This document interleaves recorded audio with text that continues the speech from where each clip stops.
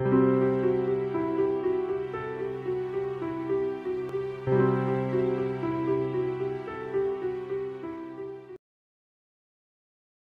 मी Tushar Joshi. Smart study या माझ्या YouTube चॅनलवर आपल्या सर्वांचं स्वागत करतो. मित्रांनो, मी आपल्यासाठी नवनवीन स्पर्धा परीक्षांच्या दृष्टिकोनातून अत्यंत महत्त्वाचे व्हिडिओ घेऊन येत असतो. आपल्याला जर माझ्या चॅनलचा कंटेंट आवडत असेल तर तुम्ही माझ्या चॅनलला सबस्क्राईब करून सपोर्ट करू शकता. चला तर या भागाला सुरुवात करूया. प्रश्न पहिला बघा, यमुना, घागरा, गोमती, गंडक व कोसी या डॅशच्या प्रमुख उपनद्या आहेत. तर याचं योग्य उत्तर आहे गंगा नदी. गंगेचा उगम हा गंगोत्री या हिमनदीतून होतो. गंगेच्या मुख्य दोन नद्या आहेत, भागीरथी आणि अलकनंदा. यमुना, घागरा, गोमती, शोण नदी, गंडक या गंगेच्या उपनद्या आहेत. नकाशामध्ये पाहू शकता गंगा नदी. पुढचा प्रश्न बघा, डॅश ही नदी तिबेटमधून चांगपो नावाने वाहते व अरुणाचल प्रदेशातील सियांगजवळ भारतात प्रवेश करते. तर याचं उत्तर आहे ब्रह्मपुत्रा नदी. ब्रह्मपुत्रा ही आशियामधील एक प्रमुख नदी आहे. हिमालय पर्वतरांगेतील तिबेटच्या बुरांग जिल्ह्यामध्ये चांगपो या नावाने उगम पावते व तेथून पूर्वेकडे वाहत येऊन भारताच्या अरुणाचल प्रदेशमध्ये प्रवेश करते. नकाशामध्ये पाहू शकता आपण. पुढचा प्रश्न, डॅश व डॅश या प्रमुख पश्चिम वाहिनी नद्या अरबी समुद्रास मिळतात. तर याचं योग्य उत्तर आहे नर्मदा व तापी. नकाशावर पाहू शकता आपण, नर्मदा व तापी या दोन प्रमुख पश्चिम वाहिनी नद्या आहेत. पुढचा प्रश्न बघा, डॅश येथील पक्षी अभयारण्य आशियातील सर्वात मोठे पक्षी अभयारण्य गणले जाते. तर याचं योग्य उत्तर आहे भरतपूर, राजस्थान. केवलादेव घना नॅशनल पार्क म्हणजेच भरतपूर पक्षी अभयारण्य हे प्रसिद्ध अभयारण्य आहे. भरतपूर अभयारण्य 28.8 चौरस किलोमीटर क्षेत्रात पसरलेले आहे. 1956 याला अभयारण्याचा दर्जा प्राप्त झाला. पुढचा प्रश्न बघा, कोसी नदीवर बिहार राज्यात उभारलेल्या जलप्रकल्पाचा फायदा बिहारखेरीज डॅशलाही होतो. तर याचं योग्य उत्तर आहे नेपाळ. बिहारमधील कोसी नदीवरील प्रकल्पाचा फायदा नेपाळला देखील होतो. पुढचा प्रश्न, भारतातील सर्वात मोठे गुफा मंदिर कोठे आहे. तर याचं योग्य उत्तर आहे वेरूळ, औरंगाबाद. चित्रामध्ये पाहू शकता कैलास मंदिर वेरूळचे.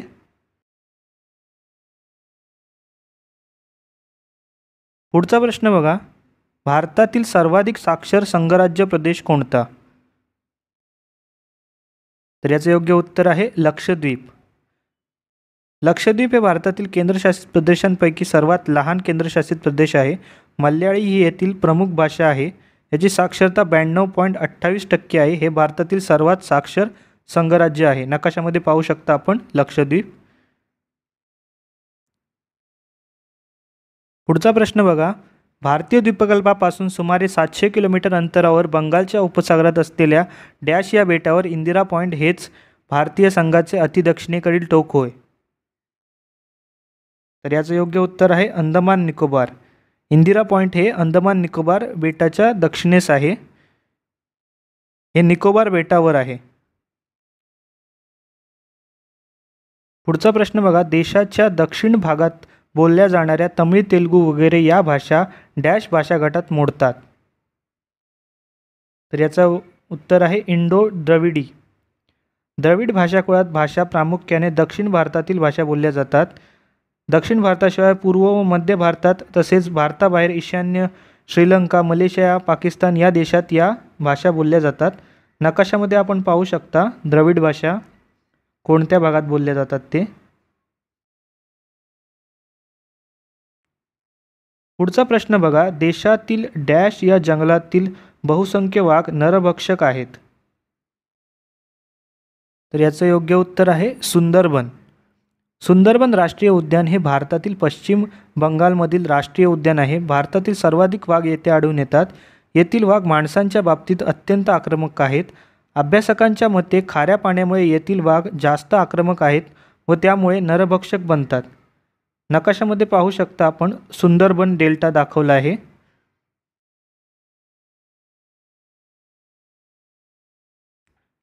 पुढचा प्रश्न बघा, द्रविड भाषा गटातील सर्वात प्राचीन भाषा कोणती? तर याचं योग्य उत्तर आहे तमिळ. तमिळ भाषा ही एक द्रविड भाषा असून ती तमिळ लोकांची मातृभाषा आहे. तमिळ दक्षिण आशियातील एक प्राचीन भाषा आहे. दक्षिण भारतातील तमिळनाडू तसेच पॉंडिचेरी या केंद्रशासित प्रदेशाची ही राज्यभाषा आहे. पुढचा प्रश्न बघा, डॅश हा देशातील दुसऱ्या क्रमांकाचा मोठा उद्योग आहे. याचं उत्तर आहे साखर उद्योग. लक्षात ठेवा, साखर उद्योग हा देशातील दुसऱ्या क्रमांकाचा मोठा उद्योग आहे. पुढचा प्रश्न, गंगा व ब्रह्मपुत्रा या दोन्ही नद्यांनी आपल्या मुखाजवळ निर्माण केलेल्या त्रिभुज प्रदेशास डॅश म्हणून ओळखले जाते. तर याचं योग्य उत्तर आहे सुंदरबन. पश्चिम बंगाल आणि बांगलादेश यांच्या दरम्यान गंगेच्या त्रिभुज प्रदेशाच्या समुद्राकडील बाजूस पसरलेले हे जगातील सर्वात मोठे खारफुटीचे जंगल आहे. लक्षात ठेवा.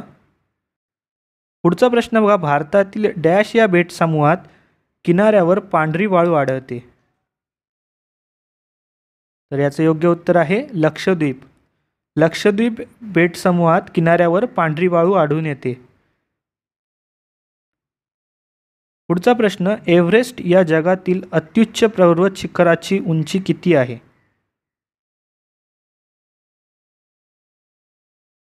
8,848 मीटर. माउंट एव्हरेस्ट जगातील सर्वात उंच पर्वत शिखर आहे. हिमालयाच्या पर्वतातील ह्या शिखराची उंची 8,848 मीटर इतकी असून हे नेपाळ व चीन या देशांच्या सीमेजवळ आहे. लक्षात ठेवा. पुढचा प्रश्न बघा, कैलास, गंगोत्री, बद्रीनाथ, केदारनाथ यांसारखी हिंदू धर्मियांची पवित्र स्थळे ज्या हिमालय पर्वतात वसली आहेत त्या हिमालयास कालिदासाने काय म्हटले आहे? तर याचं उत्तर आहे देवात्मा. कालिदासाने हिमालय पर्वतास देवात्मा असे संबोधले आहे. पुढचा प्रश्न बघा, अरवली पर्वतात वसलेले माउंट अबू हे थंड हवेचे ठिकाण कोणत्या राज्यात आहे? याचे योग्य उत्तर आहे राजस्थान. माउंट अबू हे भारताच्या राजस्थान राज्यातील सिरोहा जिल्ह्यातील अरवली पर्वत श्रेणीतील एक उंच शिखर आहे. थंड हवेचे ठिकाण म्हणून माउंट अबू प्रसिद्ध आहे. पुढचा प्रश्न, डॅश हे अरवली पर्वतातील सर्वोच्च शिखर राजस्थानात आहे. तर याचे योग्य उत्तर आहे गुरु शिखर. गुरु शिखर हा राजस्थानच्या अरबुडा पर्वतरांगेमधील एक सर्वोच्च शिखर आहे जो अरवली पर्वतरांगेमधील सर्वोच्च शिखर आहे. गुरु शिखर माउंट अबूपासून 15 किलोमीटर अंतरावर असलेल्या राजस्थानातील सर्वात उंच शिखर आहे. नकाशामध्ये आपण पाहू शकता गुरु शिखर. पुढचा प्रश्न, डॅश हे सातपुडा पर्वतरांगेतील सर्वाधिक उंचीचे ठिकाण होय. तर याचं उत्तर आहे पंचमढी. धूपगड डोंगर हा महादेव टेकड्यांमधील सर्वोच्च स्थान आहे. ते पंचमढी येथे आहे आणि त्याची उंची 1,352 मीटर आहे. पुढचा प्रश्न बघा, कुलू मनाली हे थंड हवेचे ठिकाण कोणत्या राज्यात आहे? याचे योग्य उत्तर आहे हिमाचल प्रदेश. मनाली हिमाचल प्रदेशच्या कुलू जिल्ह्यातील निसर्गसुंदर शहर आहे. हे समुद्रसपाटीपासून 1,798 मीटर उंचीवर वसलेले आहे. पुढचा प्रश्न बघा, निलगिरी पर्वतावरील सर्वोच्च शिखर कोणते? तर याचे योग्य उत्तर आहे दोडा बेट्टा. निलगिरी पर्वतरांग ही सह्याद्री परिसराचा भाग आहे. तमिळनाडू राज्याच्या पश्चिमेस असलेली ही पर्वतरांग शेजारच्या कर्नाटक व केरळ राज्यांच्या सीमांना स्पर्श करते. यातील 24 पर्वत शिखरे ही 2,000 मीटरपेक्षा उंचीची असून दोडा बेट्टा हे सर्वोच्च शिखर आहे. पुढचा प्रश्न बघा, भारतीय पठाराच्या डॅश या भागास खनिज संपत्तीचे भांडार असे म्हणतात. याचे उत्तर आहे छोटा नागपूर पठारास. छोटा नागपूर पठार हे मायका, बॉक्साईट, तांबे, चुनखडक, लोह खनिज व कोळसा यांसारख्या खनिज स्रोतांचे भांडार आहे. दामोदर खोरे कोळशाने समृद्ध आहे. आपण नकाशामध्ये पाहू शकता छोटा नागपूर पठार. पुढचा प्रश्न बघा, दख्खनच्या पठारावरील प्रमुख पूर्ववाहिनी नद्या कोणत्या? तर याचं उत्तर आहे गोदावरी, कृष्णा, कावेरी व महानदी. दख्खनच्या पठारावरील कृष्णा, गोदावरी आणि कावेरी या प्रमुख नद्या असून त्यांना पश्चिम घाटात त्यांचा उगम होऊन पूर्वेकडे बंगालच्या उपसागरास मिळतात त्या. पुढचा प्रश्न बघा, हम्पी हे विजयनगर साम्राज्याच्या राजधानीचे शहर कोणत्या नदीकाठी वसले होते? तर याचं उत्तर आहे तुंगभद्रा नदीच्या. हम्पी हे भारताच्या कर्नाटक राज्यातील बेल्लारी जिल्ह्यातील एक गाव आहे. हे तुंगभद्रा नदीकाठी वसलेले आहे. हे गाव प्राचीन हिंदू विजयनगर साम्राज्याचे राजधानीचे नगर होते. पुढचा प्रश्न बघा, वुलर व दाल ही गोड्या पाण्याची सरोवरे जम्मू आणि काश्मीरमध्ये आहेत, तर सांबर सरोवर खाऱ्या पाण्याचे सरोवर कोणत्या राज्यात आहे? तर याचं योग्य उत्तर आहे राजस्थानमध्ये. सांबर सरोवर हे राजस्थानमध्ये आहे. आपण आकृतीमध्ये पाहू शकता सांबर सरोवर. पुढचा प्रश्न बघा, पुरी जवळ वसलेले चिल्का हे सरोवर कोणत्या राज्यात येते? तर याचं उत्तर आहे ओडिशा. चिल्का सरोवर हे भारताच्या पूर्व भागातील ओडिशा राज्यातील पुरी, खुर्दा व गंजम जिल्ह्यात पसरलेले एक खाऱ्या पाण्याचे सरोवर आहे. हे भारतातील सर्वात मोठे खाऱ्या पाण्याचे सरोवर आहे. नकाशामध्ये पाहू शकता आपण. पुढचा प्रश्न, सागरी मत्स्योत्पादनात डॅश हे राज्य देशात प्रथम क्रमांकावर आहे? याचे उत्तर आहे गुजरात. गुजरात हे राज्य सागरी मत्स्योत्पादनात प्रथम क्रमांकावर आहे. पुढचा प्रश्न, डॅश व डॅश ही राज्ये देशात कापसाच्या उत्पादनात आघाडीवर आहेत? तर याचं उत्तर आहे गुजरात आणि महाराष्ट्र.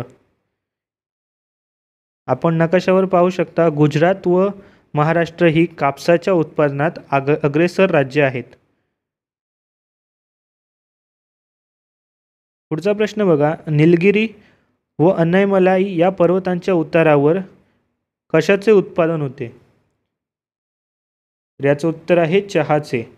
निलगिरी व अन्नमलाई पर्वतांच्या उतारावर चहाचे उत्पादन होते. पुढचा प्रश्न, सिमेंटच्या उत्पादनाबाबत प्रसिद्ध असलेले कटनी हे ठिकाण कोणत्या राज्यात येते?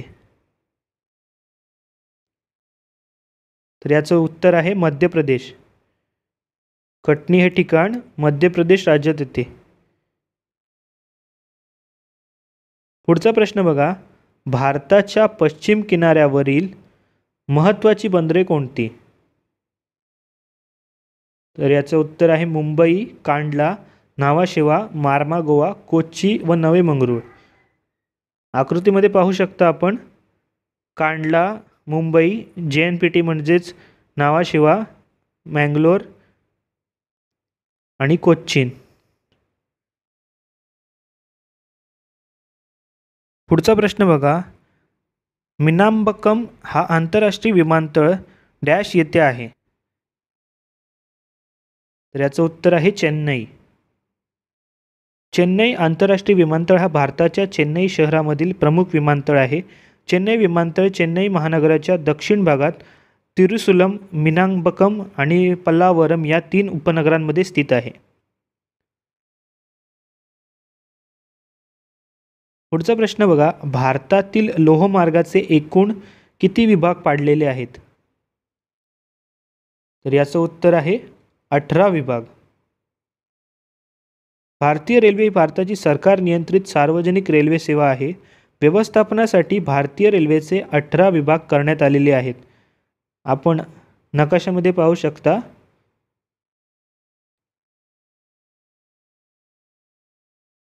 पुढचा प्रश्न बघा, भारताच्या नैऋत्य किनाऱ्याला मलबार किनारा असे म्हणतात, तर आग्नेय किनारा हा डॅश या नावाने ओळखला जातो.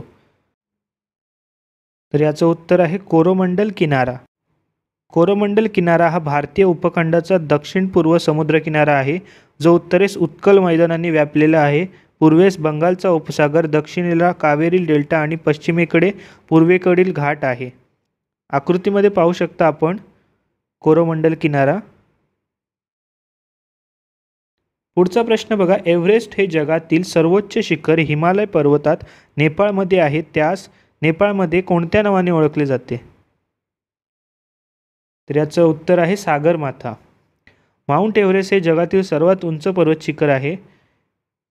हे नेपाळ व चीन या देशांच्या सीमेजवळ आहे. नेपाळमध्ये याला सागरमाथा म्हणून ओळखतात, तर तिबेटमध्ये चोमोलुंग्मा असे म्हणतात. पुढचा प्रश्न, तेलबियांच्या व विशेषतः भुईमुगाच्या उत्पादनाबाबत डॅश हे राज्य देशात अग्रेसर आहे? तर याचं योग्य उत्तर आहे गुजरात हे राज्य. गुजरात हे भारताच्या पश्चिम भागातील एक राज्य आहे. भारताच्या पश्चिम किनाऱ्याचे सर्वात उत्तरेकडील राज्य आहे. भुईमुगाच्या उत्पादनात हे अग्रेसर आहे.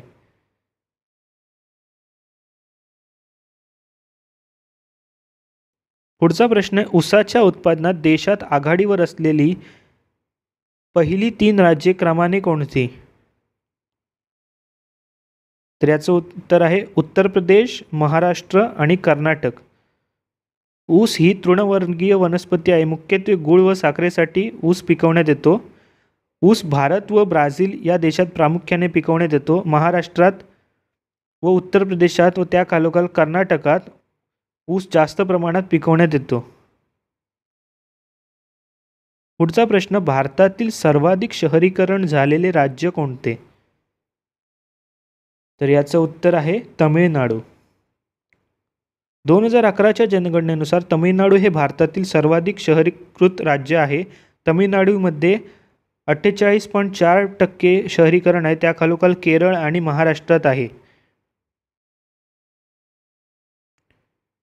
पुढचा प्रश्न, डॅश या शहरात असलेले कापड गिरण्यांची संख्या लक्षात घेता त्या शहरास भारताचे मँचेस्टर असे म्हटले जाते? तर याचं उत्तर आहे अहमदाबाद. अहमदाबाद या शहराला भारताचे मँचेस्टर असे म्हटले जाते. पुढचा प्रश्न, भारतात तागाच्या गिरण्या पश्चिम बंगालमध्ये विशेषतः डॅश या शहराच्या परिसरात एकवटलेल्या आहेत? तर याचं उत्तर आहे कोलकाता. कच्चा माल आणि कोळसा यांच्या नजीकच्या भागातून पुरवठा, कुशल कामगारांची व मजुरांची उपलब्धता आणि निर्यातीसाठी कलकत्ता बंदर या सोयींमुळे मोठ्या संख्येने गिरण्या या भागात आहेत. अशा प्रकारे या भागातील प्रश्न संपलेले आहेत. माझ्याकडे आणखी काही महत्त्वाचे प्रश्न आहेत, ते मी पुढील भागांमध्ये अपलोड करीन. तोपर्यंत तुम्ही माझे चॅनल स्मार्ट स्टडीला सबस्क्राईब करा आणि नोटिफिकेशनसाठी बेल आयकॉनवर क्लिक करा. धन्यवाद.